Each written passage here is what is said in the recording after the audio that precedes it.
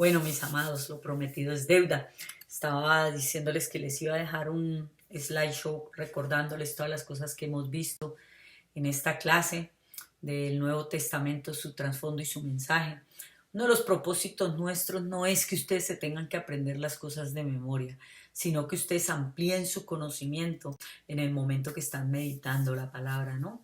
Entender un poco más, y cuando estamos hablando del Nuevo Testamento trasfondo es para que ustedes tengan una visión más amplia de lo que estaba sucediendo, cómo venían las cosas en el momento que Jesucristo vino. Estuvimos viendo el periodo babilónico, ahí tenemos los libros que se escribieron dentro de este periodo, también vimos el periodo persa, todo lo que está encerrado en negro, toda la parte que está en negro, es el control que tenía cada uno de los imperios, ¿verdad? Aquí pueden ver a mano izquierda los libros que se escribieron en el periodo persa también. Estuvimos viendo el periodo griego, eh, periodo tolemaico, periodo sirio, y el periodo de Macabeos 1 y 2 o el Macabeos completo. Y en todo este tiempo, de esos últimos periodos, no hubo libros que se escribieron. La razón más importante por la cual sucedió eso es porque Dios no le habló a su pueblo. Y acuérdense que los libros que están en nuestra Biblia son de inspiración del Espíritu Santo. ¿Ok? Esa parte es bien importante. Después estuvimos hablando mucho rato del Imperio Romano, que fue uno de los imperios más grandes. Toda esa parte que está naranja es lo que fue controlado por el Imperio Romano. El Imperio Romano comenzó en el año 27 antes de Jesucristo y terminó en el 476 después de Jesucristo. Cabe acordarles que antes de Cristo venían en descendencia los años, después de Cristo están ascendiendo. O sea, por eso estamos en el 2022 ya. ¿Okay? Estuvimos viendo todo eso, fue muy interesante, tratamos de darles el mayor conocimiento acerca de esto.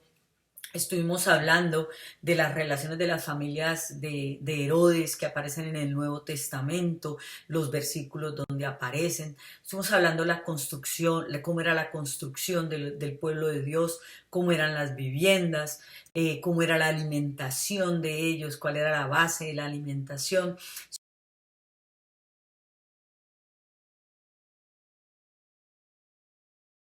¿Sí? Porque habían clases sociales también en ese tiempo. La industria, el trabajo, el comercio. Si ustedes tienen dudas de alguna de esas cosas, devuélvanse un poquito a los videos que nosotros hemos ido dejando. Esto es como un recorderis para que podamos entrar en materia. Eh, en el trasfondo religioso lo tocamos bastante, hablamos de lo que era el paganismo, lo que era el panteón greco-romano, cómo la religión de Roma temprana era animista, ¿sí? Entonces las campesinos adoraban los dioses que personificaban la fuerza, por eso es que estaba el dios de la tierra, el dios del mar, todo ese tipo de cosas. Pasaron cosas que como las poblaciones se entrelazaban tanto, entonces lo cultural también se entrelazaba. Entonces, por ejemplo, los romanos tenían muchas cosas de los griegos, entonces, por ejemplo, los dioses griegos pasaron a ser dioses romanos, pero con otros nombres. Zeus, que era el padre de los dioses, se convierte en Júpiter, Hera, que era la mujer de Zeus, se convierte en la diosa Juno, Hermes, que era el mensajero, se convierte en Mercurio. Todo este tipo de cosas es importante porque ahí nosotros podemos ver cómo estaba de contaminado. Hablamos de una parte bien chévere y era cuando querían los gobernantes hacerse pasar por dioses, o sea, querían que el pueblo los adorara a ellos, ¿sí? Fue bien difícil volver a restaurar después de que se había dejado, pero de todas formas siempre había como ese sancochito ahí entre las culturas y todo. Una parte bien interesante dentro del paganismo, fuera de que todo lo veían Dios, se volvieron idólatras, empezaron a colocar diferentes cosas que representaran Dios o a qué seguir, ¿no? Pero de todas estas paramos bastante y estuvimos creo que como 2 clases en una clase bien importante que era el gnosticismo, ¿sí? Eh, No les voy a repetir todo lo que dicen los slides porque ustedes los pueden ver, es más, ustedes los tienen y quiero avanzar, ¿no? La clase.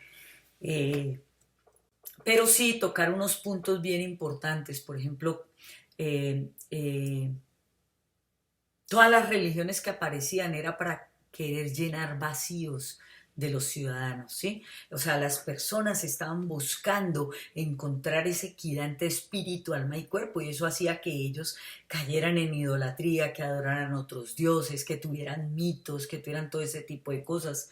Entonces, el Nuevo Testamento, digo allí, no menciona directamente las religiones, pero sí la influencia de cada una de ellas en el pueblo, ¿no? Hubo una que fue bien tremenda, que fue el gnosticismo, y prácticamente nosotros podemos decir que esto es una secta, porque ahorita hay mucha gente que se llama agnóstica, y el agnóstico sí cree que hay algo más allá, ¿no? Que el hombre, pero dicen que el conocimiento va por encima de la fe. Y ahí ya hay una contraposición a lo que es nuestra vida en Cristo, porque nosotros tenemos bien claro que sin fe es imposible agradar a Dios. ¿Sí? Mm, ellos le dan menos trascendencia al pecado de la persona porque consideran más pecado ser ignorantes. Eh, hay algo también que es bien fuerte dentro de esto y es que ellos no aceptan el, el sacrificio de Jesucristo como real, lo consideran irreal. Esto ha contaminado muchas culturas, ¿no? El gnosticismo está, está llenando mucho nuestras poblaciones ahora. Gnosticismo es conocido también como paganismo. ¿Por qué? Porque es un movimiento ecléctico que su fundamento no es Jesucristo. Por eso lo consideramos eh, eh, secta, ¿sí? Pablo revela la evidencia de prácticas ascéticas en la palabra. Después de esto, la semana pasada estuvimos viendo las filosofías y las filosofías representan un esfuerzo de los pensadores para responder las preguntas del mundo, ¿ya? Entonces salen muchas teorías, prácticamente las filosofías la dejan como al élite de personas cultas, o sea, los otros no tienen derecho a ese tipo de cosas. Y bueno, nosotros sabemos que la filosofía es fundamentalmente humana, no tiene fundamento bíblico porque es el ser en su alma y dentro de lo que ve, tratando de dar respuestas a las cosas que no encuentran respuesta, ¿sí? En el Nuevo Testamento, Pablo encontró muchas filosofías en Atenas y lo narra en Hechos. Okay. Otra cosa bien interesante que nosotros estamos viendo ahorita en este momento ya es sobre el judaísmo. Entonces vamos a hablar un poco sobre lo que era la literatura del judaísmo. Y quiero romper un esquema que teníamos nosotros o que algunos tienen todavía de pensar que cuando nosotros estamos hablando del pueblo judío, todos son igualitos, todos se mueven de la misma forma, todos se comportan de la misma forma. Y no es así. Es igual como en nuestros países, que hay diferentes regiones, comportamientos diferentes, tradiciones diferentes. Y ellos tenían una variedad bien tremenda de literatura, precisamente por el vasto alcance geográfico que ellos tenían. En el periodo grecorromano había diversidad teológica. Entonces, tenemos en el Antiguo Testamento 3 traducciones diferentes. Mira esto. La primera es el hebreo original, que se usaba en las prácticas sacerdotales en Palestina. ¿Ya? Ese era el hebreo original, no lo cambiaron para nada. Después viene el segundo, que es los judíos de la diáspora, que usaban la traducción griega como conocida como la Septuaginta, que nosotros ya hemos hablado de la Septuaginta. ¿Por qué se le llama Septuaginta? Porque fueron 72 eruditos judíos que la tradujeron del hebreo al griego, ¿sí? Esto fue a pedido de Ptolomeo en Egipto, y se logró hacer, se le llamó Septuaginta porque 72, el número romano más parecido era 70, entonces Septuaginta viene de 70, básicamente es eso. Después vienen los Targumes, que eran traducciones orales que gradualmente fueron escritas en arameo. Y estos contenían un material que no se hallaba en el texto hebreo original. ¿Ya? Estos son los tres fundamentos literarios en cuanto a lo que es la parte eclesiástica del judaísmo. ¿Ya? Voy a hablar de un término también bien importante que es el término de los libros apócrifos, que significa los libros escondidos. Ok, los libros escondidos se refiere realmente a libros que estuvieron en el periodo intertestamentario y que contenían historia, ficción y literatura de sabiduría. Entonces, nosotros como protestantes, porque nosotros los cristianos somos protestantes, ¿sí? No los aceptamos en la Biblia nuestra. ¿Por qué? Porque en la Biblia nuestra los libros que están son inspirados por el Espíritu Santo. Y estos libros apócrifos tienen mucha historia, tienen mucha ficción, tienen mucha sabiduría, pero no son inspirados por el Espíritu Santo. Los católicos los aceptan bajo el rótulo de los libros deuterocanónicos. ¿Ya? Entonces ellos tienen primera y segunda de Macabeos, tienen sabiduría de Salomón, tienen eclesiástico, tienen algunos libros como Tobías, Judith y algunos agregados que le hacen al libro de Daniel. ¿Ya? Otro grupo de escritos los encontramos en los libros que son atribuidos al judaísmo, pero que nosotros los conocemos como los pseudoepígrafos. ¿Ya? Los pseudoepígrafos significa que son falsamente atribuidos a personalidades autoritarias o de autoridad, reyes o personajes del Antiguo Testamento, para ganar cierto grado de aceptación. ¿Sí? A estos libros se les dice eso. Estos libros no fueron candidatos ni siquiera para ser ni siquiera considerados como apócrifos, ¿sí? La razón principal de todo esto es porque no tienen absolutamente nada de fundamento, ni de historia ni bíblico. Dentro de esos libros nosotros encontramos primera y segunda de Enoc, que no fue escrito por el Enoc de la Biblia, ¿ya? Aunque hay un hecho que Judas habla del primer libro de Enoc en el versículo 14 y 15, no son libros que son reales, porque esos libros hablan de la asunción de Moisés y hay una cantidad de cosas que no están recibidas dentro de nuestra autoridad canónica, digámoslo así. Hay otros libros también como los rollos del Mar Muerto que fueron descubiertos en las cuevas cerca de Quaram entre 1940 y 1950. Y muchos consideran que provienen de los esenios, ¿sí? Que es una secta judía pequeña que vivía en una existencia rígida y legalista en esta vecindad, ¿sí? Alrededor de los rollos del Mar Muerto. Ellos contienen manuscritos bíblicos, escritos sectarios y algunas obras apócrifas también.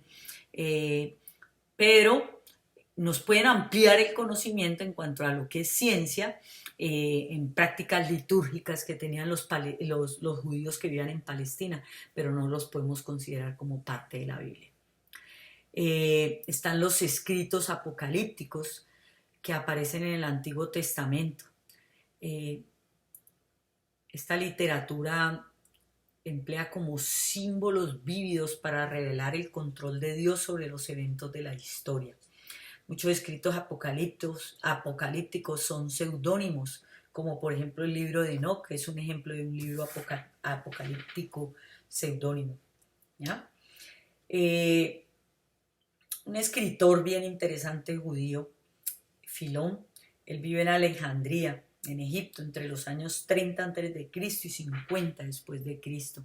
Y sus escritos representan un esfuerzo grande para hacer que el judaísmo fuera aceptado por los griegos de esa época. ¿ya? Estos escritos de Josefo están también incluidos dentro de la literatura rabina. Josefo era un tremendo rabino. Eh, está libros que como están escritos en el Talmud, ¿ya? Palestino, pero esto no quiere decir que puedan pertenecer a nuestra Biblia cristiana, porque son libros históricos, son libros escritos por rabinos que quieren hacer que las personas se inclinen hacia sus liturgias, digámoslo así, hacia sus creencias, sus eh, eh, ritos, o no me gusta llamarlo ritos porque es el pueblo judío, ¿no? Pero todos los rituales, no podemos decirle otro nombre, los rituales que hacían cuando querían agradar a Dios y todo eso. Eh, Hay muchos más escritos, pero vamos a hablar un poco en la siguiente clase sobre lo que era la teología judía, ¿ya? Eh, y todos tenemos claro que el énfasis principal del judaísmo era la unidad y la trascendencia de Dios, ¿sí? El credo judío prácticamente está más o menos escrito en Deuteronomio 6 y afirma el monoteísmo en contraste con la multitud de deidades en el mundo, ¿sí? Entonces, los judíos enseñaban también la posibilidad de una relación con Dios que enfatizaba la paternidad. Pero ¿por qué ellos no lo pudieron entender como tenía que ser? Porque acuérdense que pasaba algo bien tremendo. Ellos vivían en la ley, no tenían al Espíritu Santo, entonces no podía ser revelada la palabra a ellos. ¿Sí? Amén. Ok, vamos a dejar ahí por hoy y después vamos a seguir hablando un poco más de la literatura, de la literatura, no, de la teología judía. Esto es para que hagan un recuento y para que tengan una base de las cosas. Acuérdense que hay personas que no me han mandado la tarea que les dejé sobre el gnosticismo, qué piensan, en dónde se han metido y todo eso. No me lo tienen que mandar por el grupo de enseñanza, me lo mandan por el privado. ¿Ok? Les amo, un abrazote, cuídense mucho.